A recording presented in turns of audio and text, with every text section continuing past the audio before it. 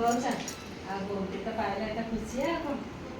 ଆମ ଭାଗ୍ୟ ଆମକୁ ଭଗବାନ କେମିତି ଆଣି ଜୁଟେଇ ଦଉଛନ୍ତି ଆଉ। ଯାହା ହଉ ବୋଉଟି ଚା କପ୍ କରି ତମକୁ ଦବା ଆଗ ପିଇବ ଆଉ। ରୋଷେଇ ମଧ୍ୟ ତମର ଛୁଟି ଆଉ। ହଁ ରୋଷେଇ ଛୁଟି ଆଉ ସଜି ପୁଅ ଆମର ତ ବହୁଟି ଆମର ଗୁଣର ଆଉ।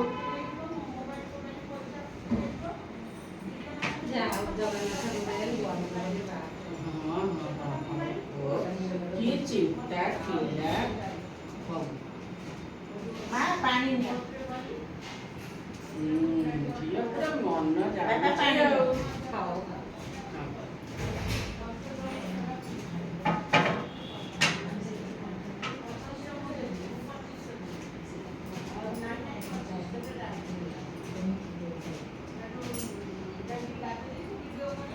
ଆଉ ଭଗବାନଙ୍କ କୃପାରୁ ଆମର ସବୁ କାମ ସରିଲା ନାଇଁ। ହଁ ବର୍ତ୍ତମାନ ଆମେ ଦି ଜଣ ପୁରା ଫ୍ରି।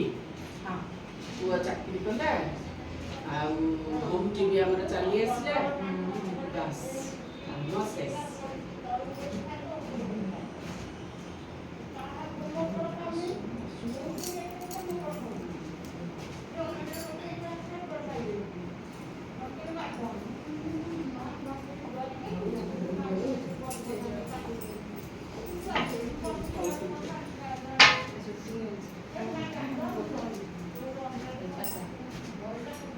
ମା ଥଣ୍ଡା ଏତେ ସକାଳୁ ଥଣ୍ଡାଟାରେ ହଁ ସରିଛି। ହଉ ହଉ। ହଉ ଯାଅ ଯା।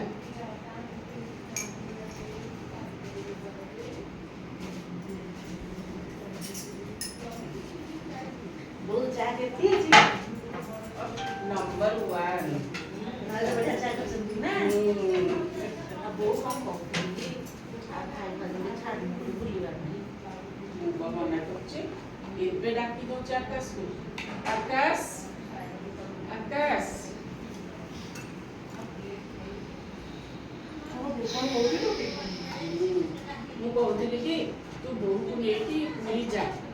ଆଜି ଦିନ ସାରା ବୁଲିବ, ଜଗନ୍ନାଥଙ୍କୁ ଦର୍ଶନ କରିବ, ଅଭଡ଼ା ଖାଇବ, ସମୁଦ୍ର କୂଳରେ ବୁଲିବ, ତାପରେ ଘରକୁ ଆସିବ।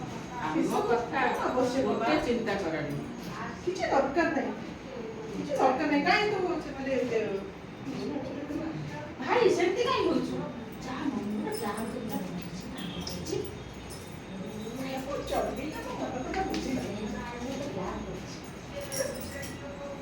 ଏଇ ଦେଖୁଛ ପିଲାମାନେ କେମିତି ସବୁ ମଜା କରୁଛନ୍ତି।